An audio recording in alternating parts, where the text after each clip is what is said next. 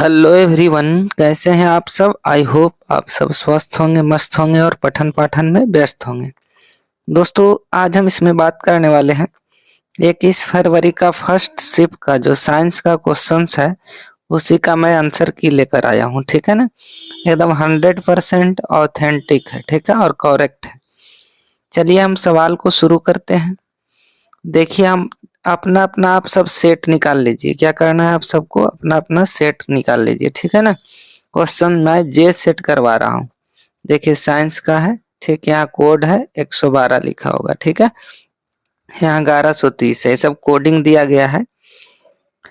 चलिए सवाल को हम शुरू करते हैं। देखिए OMR सीट है। पहला सवाल क्या कह रहा है, सुनिएगा ध्यान से।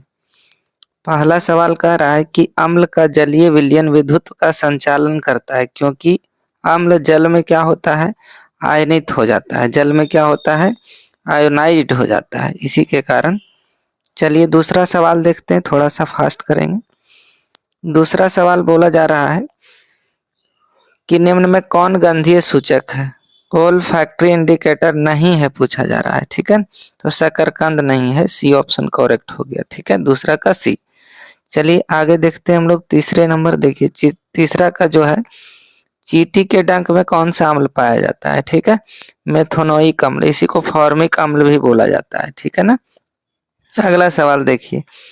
अगला सवाल चौथा नंबर कहा जा रहा है कि निम्न में किसको जल में डुबोकर रखते हैं। जल में डुबोकर किसको रखा जाता है। चौथा नंबर सवाल का जवाब दीजिए। तो ए ऑप्शन करेक्ट हो गया, फास्फोरस को। ठीक है, चलो अगला सवाल देखते हैं हम लोग। अगला है 5वां नंबर सवाल। ठीक है, अगला क्या है, 5वां नंबर सवाल है। ठीक है, कह रहा है अयस्क में अशुद्धि के रूप में उपस्थित पदार्थ को क्या बोलते हैं, गैंग बोला जाता है। ठीक है, क्या बोलते हैं, गैंग बोला जाता है। चलिए अगला सवाल देखते हैं, छठा नंबर। साथ ही साथ जो चैनल से नए हैं वो चैनल को सब्सक्राइब कर बेल आइकॉन को प्रेस कर ले। साथ ही साथ वीडियो अगर पसंद आ रहा है ना तो लाइक शेयर करिए। ठीक है, देखिए मैंने जो बताया था वही सब आया है। ठीक है, साइंस का मैंने 3 सेट करवाया था, तीनों में से लगभग सवाल 50 से ज्यादा मैच किया है। ठीक है, अगला सवाल देखिए, निम्नांकित में से किस धातु को चाकू से आसानी से काट सकते हैं। एकदम आसान सवाल है। सोडियम पोटेशियम को हम लोग चाकू से काट सकते हैं। ये ऑप्शन करेक्ट हो गया। आगे बढ़िए। 7वां सवाल क्या कह रहा है, आपके स्क्रीन पे दिया गया है। कह रहा है सोने में कौन सी धातु मिलकर मिश्र धातु बनाई जाती है। पहला ऑप्शन है आपके पास FeCu Zn Ag। ठीक है, तो आपको बताना है 7 नंबर। तो देखिए कॉपर मिलाया जाता है 2% के लगभग। ठीक है, अगला सवाल देखिए 8वां नंबर पूछा जा रहा है कि सिलिकॉन है एक क्या है, अधातु, धातु, मिश्र धातु, उपधातु क्या। 8 नंबर सवाल का जवाब बताए तो उपधातु है, मेटलॉइड्स है। ठीक है, अगला देखिए। अगला सवाल पूछा जा रहा है कि मैग्नीशियम आवर्त सारणी के किस समूह में है। ठीक है, किस ग्रुप में। तो आपको बताना है 9 नंबर सवाल का जवाब। ठीक है, तो कौन सा ग्रुप में रखा गया है 9 को, तो ग्रुप 2 में रखा गया है। ठीक है, ग्रुप 2 में, समूह 2 में। अगला देखिए। अगला सवाल कर रहा है आवर्त सारणी में कितने आवर्त होते हैं। मैंने बताया था, देखिए पीरियड 7 होते हैं। ठीक है, कितना होता है जी, पीरियड को हिंदी में आवर्त कहते हैं, पीरियड 7 होता है। ग्रुप को समूह बोलते हैं। ग्रुप 18 होता है। क्या होता है, ग्रुप 18। चलिए अगला सवाल देखते हैं हम लोग। 11 नंबर सवाल क्या कह रहा है कि निम्न में कौन जल संचयन की प्राचीन विधि नहीं है, पूछा जा रहा है। तो डगवेल नहीं है। ठीक है, डगवेल नहीं है। चलिए आगे बढ़ते हैं हम लोग। अगला सवाल देखिए क्या कहा जा रहा है, सुनिएगा। क्वेश्चन थोड़ा सा अच्छा से नहीं भेजा है, उससे आप लोग एडजस्ट कर लीजिए, आंसर पे फोकस करना है। टिहरी बांध निर्माण का उद्देश्य क्या था। टिहरी बांध निर्माण का उद्देश्य बिजली उत्पादन था। ये ऑप्शन करेक्ट हो गया। ठीक है, कौन सा ऑप्शन हुआ, ये ऑप्शन करेक्ट। चलिए अगला सवाल देखते हैं हम लोग। अगला सवाल है 13वां नंबर। देखते हैं कौन सा सवाल, देखते हैं 13 नंबर सवाल क्या कह रहा है कि अपशिष्ट प्रबंधन की नई अवधारणा क्या है। ठीक है, 13 नंबर सवाल का जवाब देना है। अपशिष्ट प्रबंधन की नई अवधारणा क्या है। 4 ऑप्शन दिया गया है आपके, पुनः उपयोग, पुनः चक्रण, कमी। तो ये सभी है। ठीक है ना, डी ऑप्शन करेक्ट हो गया। आगे बढ़ते हैं। देखिए जे सेट अपना निकाल लीजिए, जे सेट मैं करवा रहा हूँ। 14 नंबर सवाल देखिए, निम्न में कौन नवीकरणीय संसाधन है, ठीक है ना। तो जंगल हो गया, वन हो गया, फॉरेस्ट हो गया, ठीक है। आगे बढ़ा जाए। अगला सवाल देखिए 15वां नंबर सवाल क्या कहा जा रहा है कि निम्न में कौन बायोगैस का मुख्य घटक है। 15वां नंबर सवाल, ठीक है। तो मीथेन है। मीथेन का अगर सूत्र पूछा जाए तो CH4 होता है, ठीक है। आगे बढ़ा जाए। वीडियो अगर पसंद आ रहा है तो लाइक शेयर तो बनता है ना। चलिए अगला देखते हैं हम लोग। 16वां नंबर सवाल क्या कहा जा रहा है कि पेप्टिक अल्सर, पेप्टिक अल्सर हो सकता है, क्या हो सकता है आपको बताना है। 16 नंबर सवाल का। तो लंबे समय तक भूखे रहने से, ठीक है। अगर आप ज्यादा लंबे समय तक भूखे रहिएगा तो पेप्टिक अल्सर हो सकता है आपको बीमारी, ठीक है। आगे बढ़िए। अगला सवाल कहा जा रहा है 17वां नंबर की दोहरा परिसंचरण नहीं पाया जाता है किसमें, ठीक है। तो देखिए मनुष्य में हो जाएगा, ठीक है। मनुष्य में, पक्षी भी होता है लेकिन इसका मनुष्य ज्यादा अच्छा। मनुष्य में 4 चैम्बर होते हैं, ठीक है। तो इसका C और D दोनों होना चाहिए। मैं जो है D पे जाता हूँ ज्यादा, ठीक है। आगे बढ़िए। 18 नंबर सवाल जो है कह रहा है यूरिया रक्त में कहाँ प्रवेश करती है, ठीक है। From where does urea enter the blood, blood में कहा यूरिया इंटर करता है आपको बताना है। 18 नंबर सवाल का जवाब दीजिए। तो लीवर से, ठीक है। यकृत से, लीवर से। आगे बढ़िए। अगला सवाल देखते हैं हम लोग 19 नंबर क्या है। 19 कह रहा है ग्लूकोज का पुनर्वशोषण कहाँ होता है। Where does glucose reabsorption occurs. तो PCT में, ठीक है। कहाँ पे, PCT में। अगला सवाल देखिए 20 नंबर। 20 नंबर कह रहा है कि विभिन्न क्रियाओं के फलस्वरूप बने हानिकारक पदार्थों को शरीर से बाहर निकालने के तंत्र को क्या कहते हैं। उत्सर्जन तंत्र, ठीक है। Excretory system. अगला सवाल देखिए। अगला सवाल कहा जा रहा है कि मेरुरज्जु को आघात से क्या हो सकता है। लकवा मार सकता है आपको, पैरालिसिस, ठीक है। आगे बढ़ते हैं। 22 नंबर सवाल को देखते हैं हम लोग। करा मनुष्य के शरीर की सबसे बड़ी ग्रंथि कौन है, ठीक है। मनुष्य की शरीर की सबसे बड़ी ग्रंथि कौन है।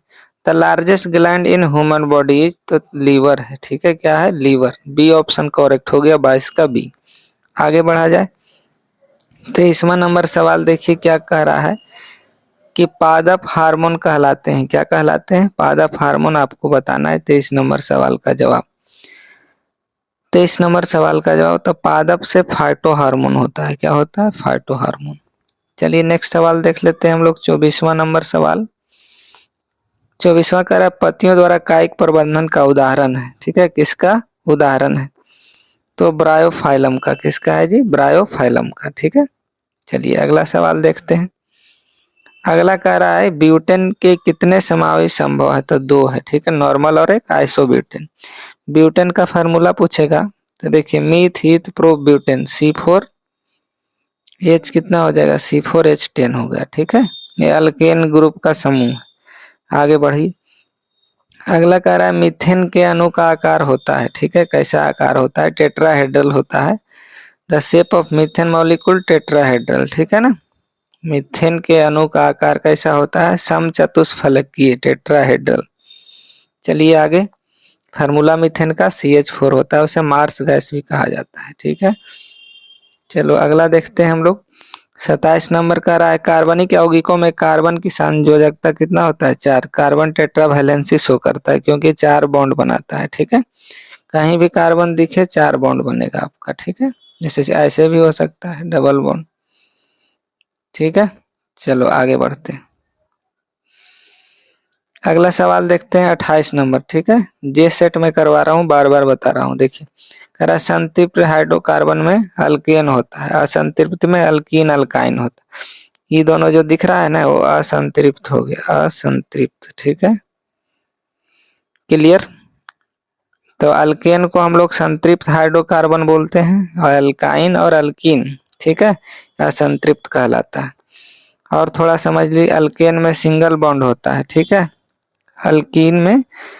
अल्कीन में डबल होता है, अल्काइन में ट्रिपल होता है, ठीक है। अगला सवाल देखिए। ये भी सवाल मैंने पहले करवा चुका हूँ। देखिए 29 नंबर कह रहा है एथिलीन का यूपीएससी नेम क्या होगा, तो एथीन होगा। क्या होगा? एथीन। चलिए आगे बढ़ते हैं। 30 नंबर सवाल कहा जा रहा है कि मेडलिफ के आवर्त सारणी की कमी क्या थी, कमी क्या है। ठीक है, मेडलिफ का डिफेक्ट क्या है। ठीक है, what was the defect of Mendeleev periodic table. तो हाइड्रोजन का उचित स्थान नहीं पता कर पाए थे। सी ऑप्शन इस सवाल का जवाब हो गया। ठीक है, वीडियो पसंद आ रहा है तो लाइक शेयर करते रहिए। अगला 31वां नंबर का अष्टक का नियम निम्न में से किसने प्रतिपादन। तो देखिए न्यूलैंड्स का अष्टक नियम था। कौन सा? न्यूलैंड्स का अष्टक नियम। ठीक है, चलिए अगला बढ़ते हैं हम लोग। आधुनिक आवर्त सारणी के पिता किसको कहा जाता है? मोसले को। ठीक है, मोसले साहब ने परमाणु क्रमांक के आधार पर सजाए थे एटॉमिक नंबर पे। मेडलिफ ने परमाणु भार के आधार पे सारा को अरेंज किए थे, सारे एलिमेंट को। ठीक है, निम्न में से कौन यौगिक सबसे अधिक क्षारकीय है? ठीक है, कौन सा सबसे ज्यादा क्षारकीय? 32 नंबर सवाल का जवाब दीजिए। सबसे ज्यादा N2O। ठीक है, अगला बढ़ते हैं सवाल। बहुत हलवा सा सवाल है। देखिए अगला सवाल कहा जा रहा है किरणों के समूह को क्या कहते हैं? किरण पुंज कहते हैं। ठीक है, रे बीम कहते हैं। Group of rays called ray beam. चलिए अगला सवाल देख लेते हैं। 34 नंबर क्या कह रहा है? कह रहा है प्रकाश की किरणें गमन करती है सीधी रेखा में। ठीक है, the beam of light, the rays of light travels in a straight line. ठीक है, आगे बढ़ते हैं। अगला सवाल भी खूबसूरत सा है, ध्यान देने का। 35 नंबर का अवतल दर्पण किस प्रकार का दर्पण होता है? ठीक है, अपसारी, अभिसारी, अभिसारी, अपसारी, दोनों इनमें से कोई नहीं। 4 ऑप्शन सही है। बताइए 35 नंबर सवाल का जवाब दीजिए। तो अभिसारी बोलते हैं। ठीक है, कन्वर्जेंट बोलते हैं। ठीक है, चलो अवतल लेंस को, अवतल दर्पण को अभिसारी, उत्तल को अपसारी। ठीक है, आगे बढ़िए। अगला देखिए 36 नंबर सवाल कहा जा रहा है कि कार के हेडलाइट में किस प्रकार का दर्पण उपयोग किया जाता है? 36 नंबर सवाल का जवाब बताना है आपको। तो अवतल दर्पण का प्रयोग करते हैं हम लोग। ठीक है, चलो अगला सवाल देखते हैं हम लोग। ये भी इम्पोर्टेंट है। खरा अवतल दर्पण की फोकस दूरी क्या होती है? ठीक है, क्या होती है, यही सवाल है। तो अवतल दर्पण की फोकस दूरी क्या होती है? ध्यान दीजिए, अवतल मतलब धंसा हुआ यानी ऋणात्मक होगा। उत्तल दर्पण का फोकस दूरी जो है ना, क्या होगा? धनात्मक। अवतल का ऋणात्मक, उत्तल का धनात्मक, यानी 37 का बी हो गया सही। अगला सवाल 38 नंबर देखते हैं। जे सेट में करवा रहा हूँ। ठीक है, क्वेश्चन पे फोकस करिए। सेट में आगे पीछे रहता है। किस दर्पण से हमेशा वस्तु छोटा प्रतिबिंब बनाता है? Which mirror always forms an image smaller than the object? बताना है आपको।